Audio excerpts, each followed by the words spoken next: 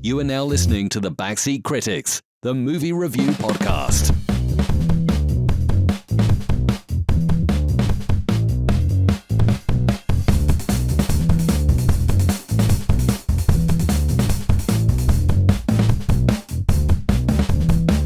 Welcome back to the Backseat Critics. My name is RJ today. And today, my name is Andrew.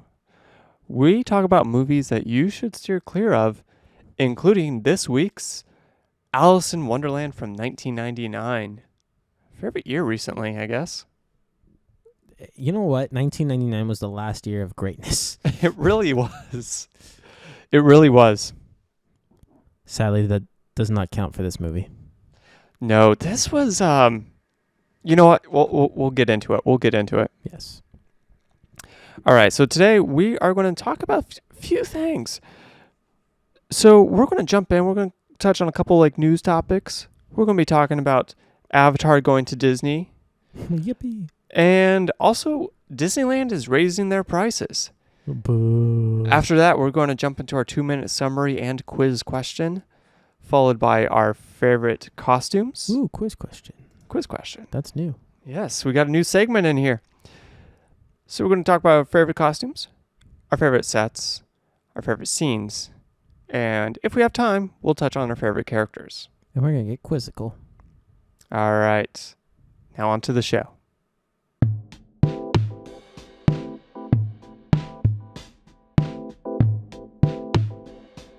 All right. So first topic, let's talk about Avatar going to Disneyland. What is up with that? I find it funny, okay, Disney World has it. They did the whole Epcot thing. Okay, let's roll with it. They got the big tree. Yeah. Awesome. Mm-hmm. It's running the Animal Kingdom. Yeah, section, Animal Kingdom. Right? Yes, I apologize. It is not an Epcot. It is an Animal Kingdom. But how are they going to tie this into Disneyland? I want to know that. Where are they going to put that?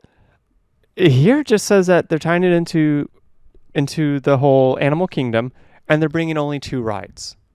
Well, it is an Animal Kingdom in Disney World. All right, so, but they're bringing 2 rides. We already have a big enough land in California where we don't need a second big enough land. Are they bringing this also to Florida? I didn't see. No, it's already in Florida. Oh, it's already there. It's already in Florida, so they're like, did not know. Hey, let's bring Avatar Land into California, and I'm just kind of like, where? That place is packed already. Disneyland is packed. And you know what's funny is that Disneyland itself, even the Tomorrowlands, the Frontierlands, all these lands, people they're starting to think that they're out of date. Kids don't understand the cowboy aspect or that sort of thing. But they're so generic. It's how is that not a timeless thing? Exactly. But Star Wars Land isn't packed. Really? It's flopping in California. It's thriving in Disney World, but it's flopping in California. So I'm curious why they think that Avatar would do well here. Yeah. And I get that they're bringing in the Fox properties, but my question is, when are they bringing Alien to Disneyland? Why not just make a second park or a third park? Why can't we have a Xenomorph running around just snacks? They actually did used to have some sort of alien ride back in the day. Oh, yeah? No kidding. That turned into Stitch's Greatest Escape. But the alien ride they had to get rid of it because it was too scary. Are you serious? Yeah, it was in California Adventures. I forgot what it was called, but look it up. Fun fact. All right. I'll look up some stuff and tag it in the show notes. Boom. All right. You want to talk about the raising prices in Disneyland? That was no 5-second pause. Yes, I would like to talk about them raising prices in Disneyland. All right. Go ahead. I find it funny because what they want to try to do is that they want to try to lessen the crowds. And so what they're doing is by raising those prices, their goal is to hopefully outprice people. Yeah, get all the poor people out of Disneyland. Basically, or you have to fight and claw even more so to go to Disneyland. So if you wanted to wait 2 years to go to Disneyland, you save up all your money and to go to Disneyland. Yeah, great. Now you're probably waiting 4 or 5 years eventually. I mean, they already took a big increase, and now you're taking another big increase. That's an interesting take. And I actually didn't think about that. But you actually brought up that Galaxy's Edge isn't packed. No. So that kind of leads me to believe that the whole park could fit more people. So why are they trying to weed people out? That's why they want to bring in Avatar. That's their two things that they're looking at is either raise the price rates of tickets or let's bring in another land and let's open it up a little bit. So they're expanding. One of the two. And I think they're going to try to do both. But they want to try to make it to where you're not... Where? I don't know. They're going to get rid of another employee parking garage somewhere, and they're going to buy some other property. Always these poor employees. Oh, yeah. I mean, that's what they did for Star Wars Land. They got rid of an employee parking garage. Now you have to ride this tram there. That's insane. That's absolutely insane. But it's fine. I mean, if that's what they're going to try to do, I kind of wonder when Disney is going to reach its mark of when they just price themselves out. I'm kind of wondering that too, because like the prices I was reading, they're going up like $100 or $200 for like a package. So, and that's just like 1 year increase, and it looks like they're planning more in the future. Oh yeah. So I mean, it's basic economics to where they want to try to get it to where they've reached the point or the threshold of, if we go any higher, people aren't going to pay our prices. So they're trying to find that threshold. And I think that they're going to find it pretty soon. I agree, because if I'm being honest, I think their prices are a bit high right now. Oh, definitely. For anything. And I mean, it's definitely high, but you fully well expect that when you go to Disneyland. Yeah, that's why you have those Instagrams. Shout out to Disney on the dime. Again, yeah, we love these guys. But they show great deals, or other Disney Instagrammers, where you can find great like Black Friday deals, great other deals out there for tickets. Stuff like that's super great to see. Yep. So that's what I mean. Disney on the dime. They find those deals. They share it with everybody. Yeah, it's just insane that Disney's kind of moving in that direction. Makes me kind of wonder like why they ousted Chopek. Chopek was going in that direction regardless. Yeah, but now that Chopek's out, why are they still going in that direction? I think Chopek probably just stirred the ball. All right. Pushed the ball and was like, let's go. I kind of wonder how much life actually Disney has left in it, Disneyland itself. Do you think because Universal and basically Universal, they expanded somewhat recently with the Mario Land? With the Mario Land, several years back with Harry Potter, Hogwarts. Yeah. They have, was it Dr. Seuss Land that they added like 5-6 years ago? Do you think that they're gonna to pass up Disney as far as like eventually? Okay. Eventually. I mean, just the stuff they have with Transformers walking around. Oh, snap. Yeah, you got the Transformers. You got the Grinch that comes out during Christmas time. Who's cool. Fantastic. Beetlejuice walks around. They also have the some sort of show with fireworks and explosions and people going up on jet skis. They have the whole Halloween Fright Night thing going on. Actually, shout out to a mutual friend of ours, Tyler, Horribly Hokey on Instagram. Dude did Halloween setups for Universal for like a year or so. See. So yeah, I think that was super cool. Universal's catching up. Okay. So I was just curious where because you're definitely more like the theme park guy. Like you go to these places. Yes. So I was curious on your take of like, do you think don't sleep on Enchanted Forest here in Oregon? You might catch a needle or two. That's true. Or go to Oaks Park. You might walk away with some hepatitis. It's okay though. It's okay. You can always be cured of hepatitis. I'm really enjoying my 5th year. It's fantastic. Really? Yes. Okay. That's what that is. Yeah. I don't know where the other 2 are. 1, 2, and 5. That's what I got. I don't know where 3 and 4 are. Remind me after the podcast. I'll show you where the other 2 are. Okay, gotcha. Whew. Somebody needed to. But until then, let's talk a little bit about the movie. You want to jump into the 2-minute review. Or summary, sorry. I got it. Ready? Is this going to be under 10 seconds? Yes. Cool. Okay, ready? This is Alice in Wonderland. Yep. I don't know how else to explain this. You know, I've actually read the book a couple of times. I absolutely love the book, and they basically just word for word took from the book. Except the book is somehow more entertaining, but we'll get into that. Yes. With an all-star cast like that, it's like this. It's surprising that it's this boring. Oh, I thought we'll get more into this. All right, we'll get into it. I don't know. You're letting the people down. They are looking at us saying, RJ, Andrew, you're failing us. I am so sorry. Yeah, you better pick it back up here. I'm working on it. But until then, before we jump into topics, let's go into our new section.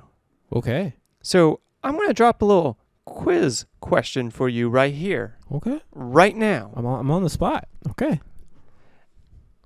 You're going to think about it. Okay. And at the end of the episode, I'm not going to have an answer. Give me an answer. But that's okay. All right? All right. Here's your question. My man.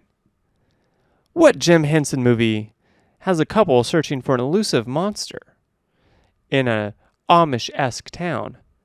And the movie is narrated by Ludacris. What the? Go ahead and think about it. I'm not going to get that. I will give you a hint. Okay. There's some illegal avian activity going on in this town. We'll get back to this at the end of the episode. Yeah, Ludacris is getting me. Anyways. So what's our first segment? Hey, let's jump into sets. Okay, let's go. Sets. Let's talk about sets, baby. Just you and me. All right, what's your number one? I enjoyed where we are. Yeah, how can you not love the caterpillar? Caterpillar's one of my favorite characters. How can you not love the set that he's in? The giant mushroom, smoking his pipe, bong. It looked more like a bong. It does. It's at least in the book, I believe it's a hookah. Yeah, this what it looks like. It looks kind of like that. Yeah. Chilling. I just like the scenery, the colors. I gotcha. I will go with the caterpillar scene number one. My number one is going that's to... for sets, by the way. That's my favorite set. Not favorite scene, favorite set. I gotcha. Okay. It's my favorite set. Just so you know. Favorite set. RJ! Okay. I just want to make sure you knew. All right, my number one favorite set is... Yeah, you gotta think about it. It is sets we're talking about, by the way. Not scenes, sets. Sets. Okay. Is actually right at the beginning when she first goes into Wonderland, the giant books. And you've got the 4 mice people running around. They have the little race. You've got the guy that does a dry speech. Yeah. Ignore the rest of the scene, but just the set itself. The giant books, they're leaning over. They can like open them up and stuff like that. I thought that was kind of neat. Yeah, that was kind of cool. I can see that. I don't know. I enjoyed it. It was kind of cool that like some of the books like opened up and they had like a page or two that they could turn. Yeah. So, yeah. You had that weird upstairs, downstairs. You're walking up. Yeah, the like MC Escher kind of scene. Yeah. They had that going on. Yeah, okay. Yeah. I hear you. That's my number 2. Or number one. Jeez, we're talking about sets and we gotta figure out your number one. Hey, you know what? We're no 5 take Bobs in here, okay? No, we're not. Okay. We're better than that. All right, so my number 2. Why are you talking so softly? Because it's gonna throw you off. Is it really? It's the tea party. It's the what? The tea party. No kidding. I mean, it looks like a legitimate big table, which I kind of wonder who else they're inviting. But, you know, when you see the cartoon, you see that big table.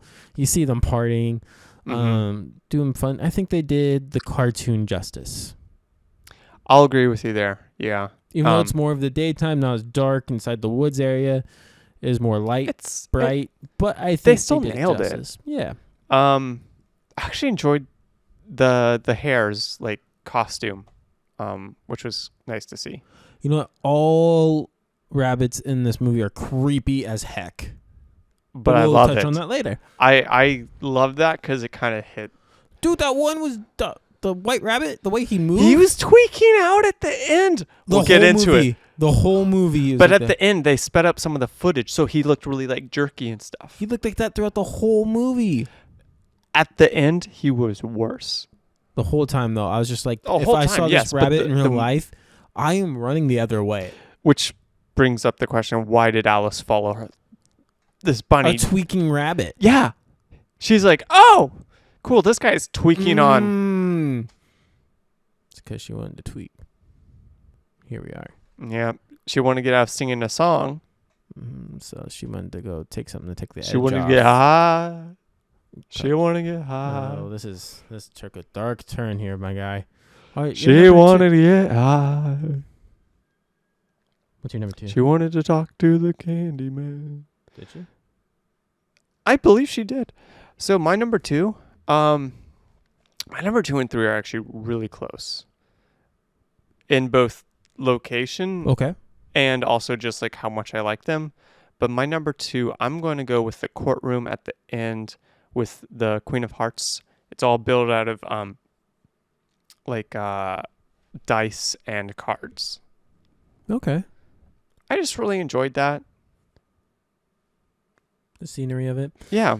They just kind of leaned into that. So I appreciated that. I liked that it didn't look like it was just painted walls or just like sloppily thrown together. Like it looked like they actually took the time to like make the set and like scale up some die and stuff like that. So I think most of the sets it. felt that way. Yeah. I think most of the effort went to sets in this one. Sets and costumes are good in this movie. Sure. Good. Sure. Made for TV.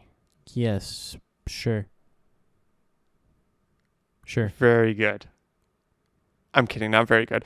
But they're good. They're made by Jim Henson. Number 3 for me will be the rat people. The rat people. We're talking sets. Yeah, were they running around that set that you mentioned as your number 1? Oh, yeah. That the will be my number 3. Okay. Okay. My number 3 is going to be the hedge maze where they're playing. Shut the front door. No, yeah. The hedges looked horrible. Yeah. But I liked it. It's a fantasy, weird, Kafka-esque story. Like, yeah, let's get weird with it. They tried to, but not really. They really tried. Yeah, no, I enjoyed that set. Not much else to say there. Meh. Get out of here. Aye. Get out of here. Aye. Get out of here. Aye. All right. What's your number 3? I gave my number 3. Oh. We're on to the next subject. Which is I don't know. Costumes. Costumes. In the making. Costumes by RJ and Andrew. So costumes, we're going to talk about our favorite costumes, characters, not characters, but just creatures, things throughout the whole movie, whatever we liked. Whatever you want to call these things or these creatures, these animals. If there's a person in it, if it's animatronic, fine. Whatever it might be. Yeah, we're going for it. All right, so we're going costumes. Mm-hmm. My number 1 costume is the Whoopi Goldberg? The turtle. Oh. Mr. Gene Wilder. The mock turtle. Yes. My man, the mock turtle. Because that was a terrible turtle costume. And I was loving every second of it, though, because of how bad it was. And I couldn't believe that they did my man's Gene Wilder that dirty. Let's talk about this for a sec. They had an all-star cast. They had Whoopi Goldberg. They had Gene Wilder. They had Gene Wilder. They had Christopher Lloyd. Martin Short. They had Richard Coombs. Martin Short. Ben Kingsley. Miranda Richardson. They had Simon Beale. They had Pete Postlethwaite.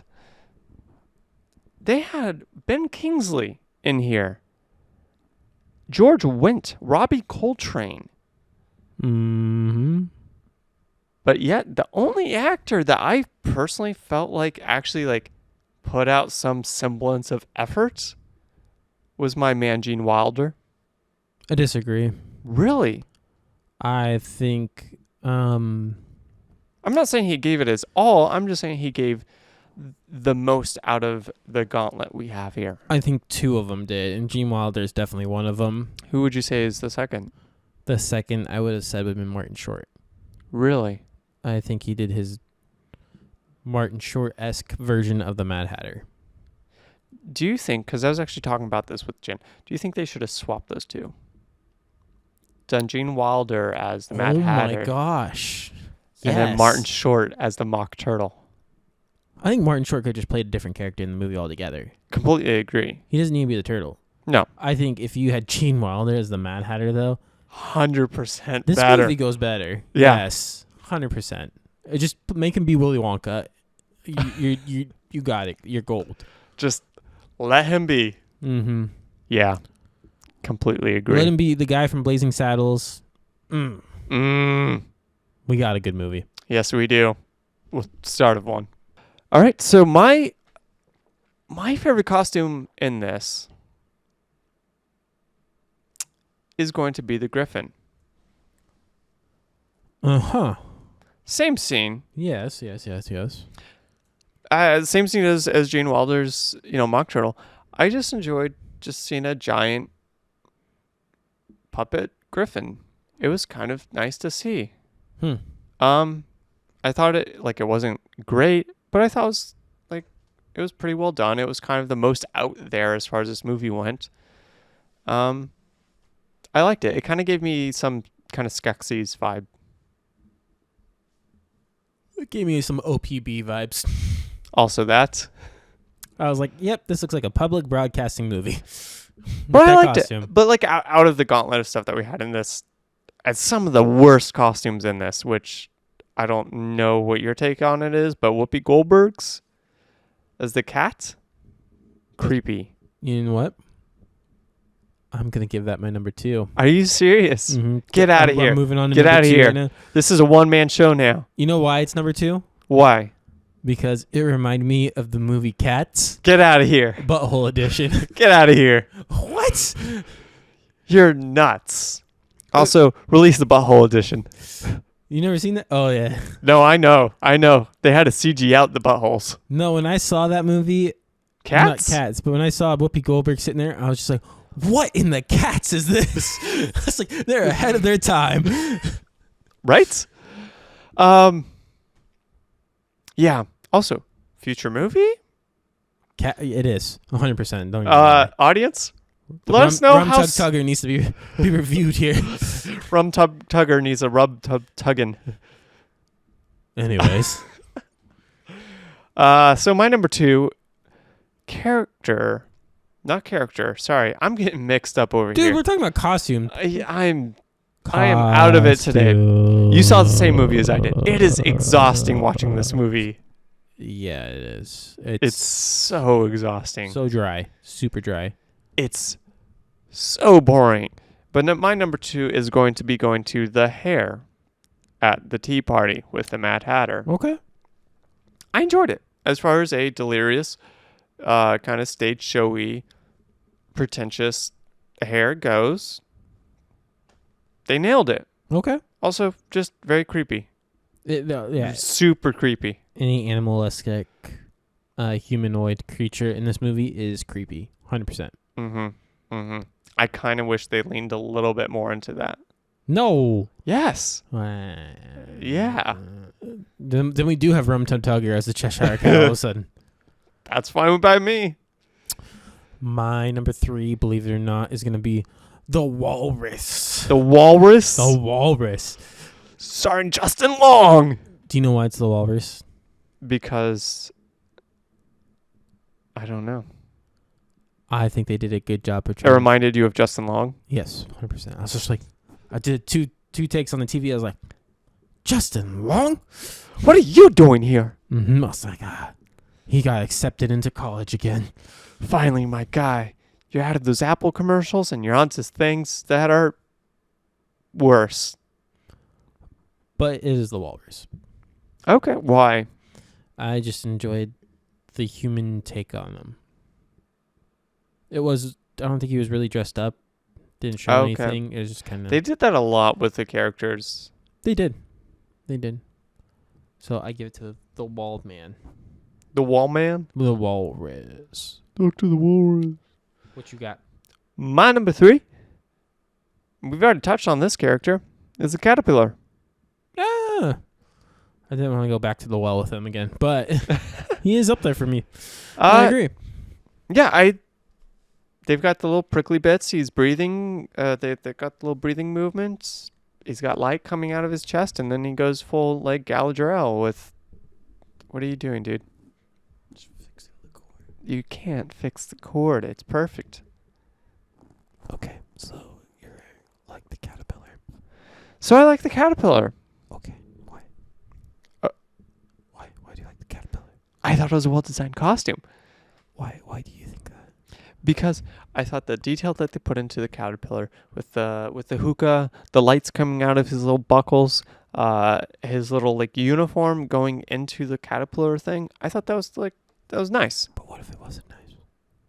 If it wasn't nice, it wouldn't be in my top 3. But what if it was? But if it was, it would be in my top 3, which it is. And because it is, and we both hit our top 3, we're going to the next segment. Wait. Which is scenes. What? Which is scenes. What? And before we get to scenes, we're actually going to talk to you in an intermission. We will be back to you guys shortly.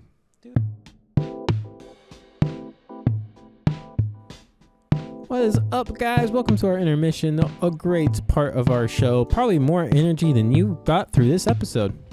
Yeah, 100%, because boy, was this exhausting to watch. But we also have some great people to shout out at this point in time. Mm-hmm. First is being our great friends over here at City Apparel and Designs. You can find them on City Apparel and Designs on Instagram. If you are in Portland, great blazer stuff headed your way over from them. Great outfits. Best place to get your blazer gear, stickers. He's got all sorts of merch. Didn't he start doing like pins and stuff recently, or am I mistaken on that? Check him out. Check him out.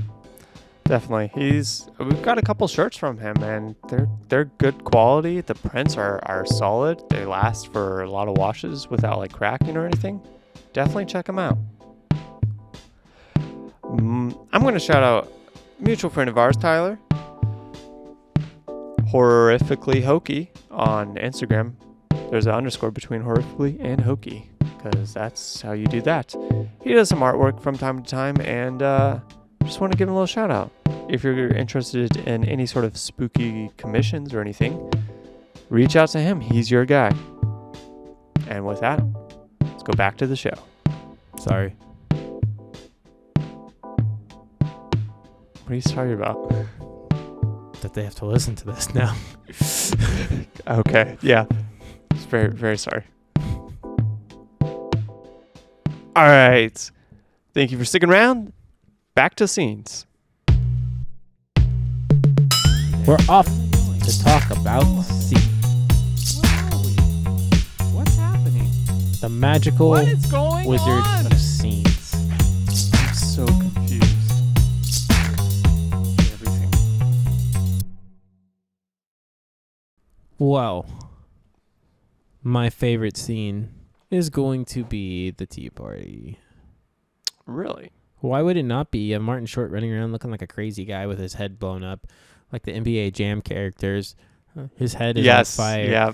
You have the Mad Hatter going. Okay, but better scene when they swap in Gene Wilder. Yes, 100%. Now this movie just actually became slightly interesting for like 5 minutes. But Man, that scene was 15 minutes. okay, so now the scene became slightly better. What scene wasn't 15 minutes? Let's be real. To be honest, Tweedledee, Tweedledum. Yeah, they did them dirty. Yeah. dirty. That was a short scene. Also, the White Knight scene.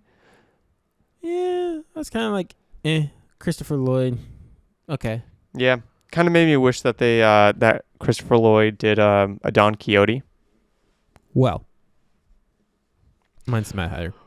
Marty, to get back in time, I have to charge at these windmills at What was your favorite? 88 miles an hour, What was your favorite scene? and I go back in time. What's your favorite scene? I'm a Spaniard. So it was that scene. Ah! Okay. So Andrew's favorite scene was the White Knight scene. No. And he really liked it because he really likes Christopher Lloyd. He's a closet fan of Christopher Lloyd. Closet fan.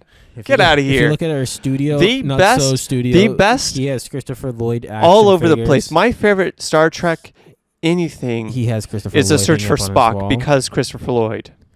He is a big Christopher Back to the Lloyd Future really fan. brought Search for Spock to another level. Page Master. That is is his why favorite movie. Search for Spock is the best Star Trek movie ever.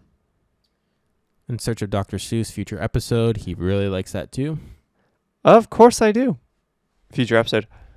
Anyways, no, my favorite scene, it's actually going to be the mock turtle. Because that was the one, Ooh. that was the one actor, and we've already touched on this, that I felt like actually like put in an effort. Besides Martin Short. I will kind of contend that Martin Short might have been like the second. I think that's the best effort you can get out of Martin Short. I've seen better stuff from Martin Short. Okay, Father of the Bride. We'll give it to him. Come on, Papala.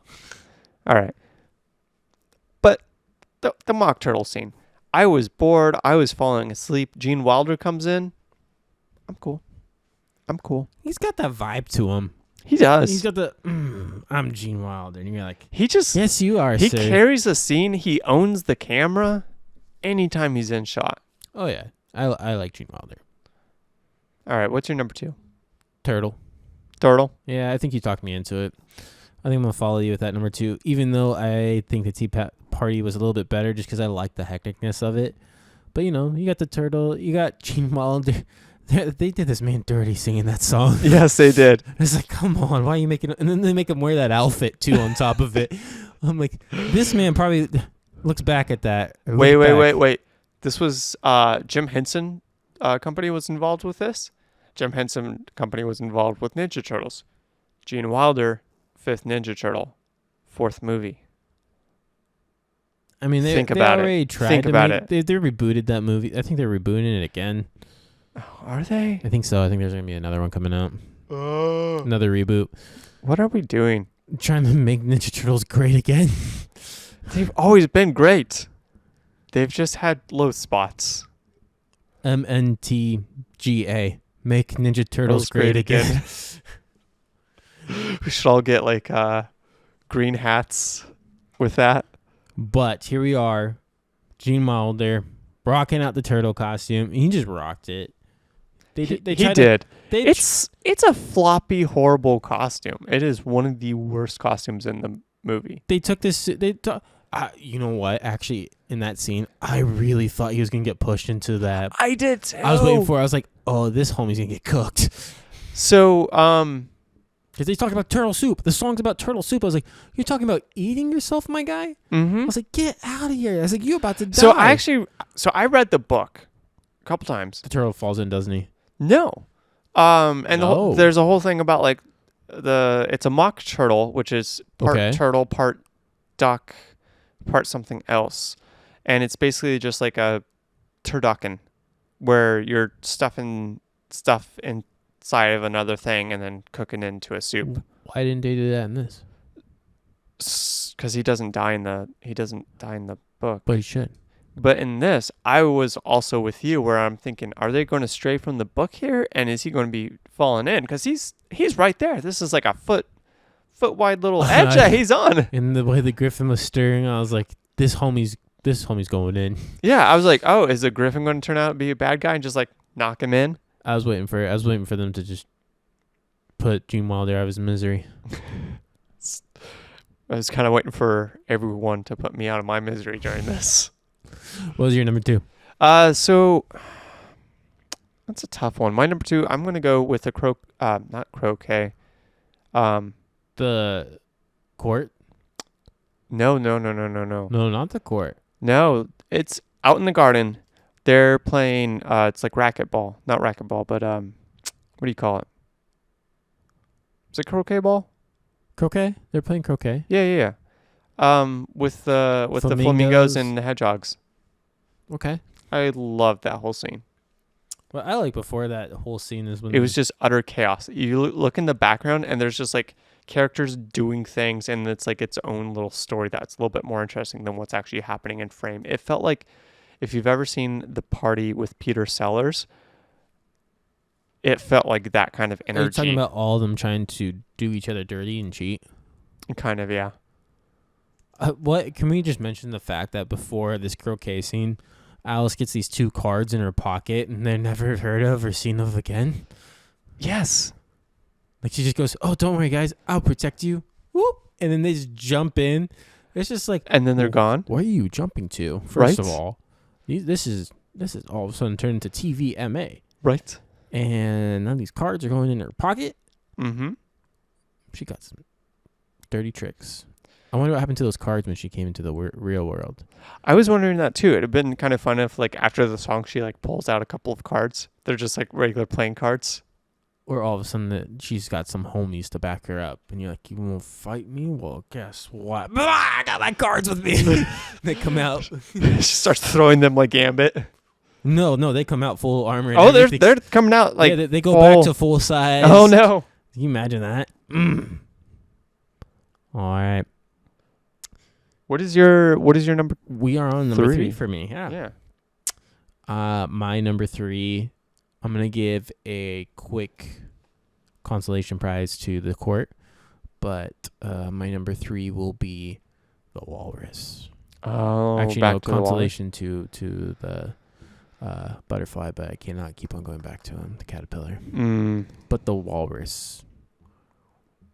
I just enjoyed that. Actually caught the way that they're telling that story, even though that story was terrible.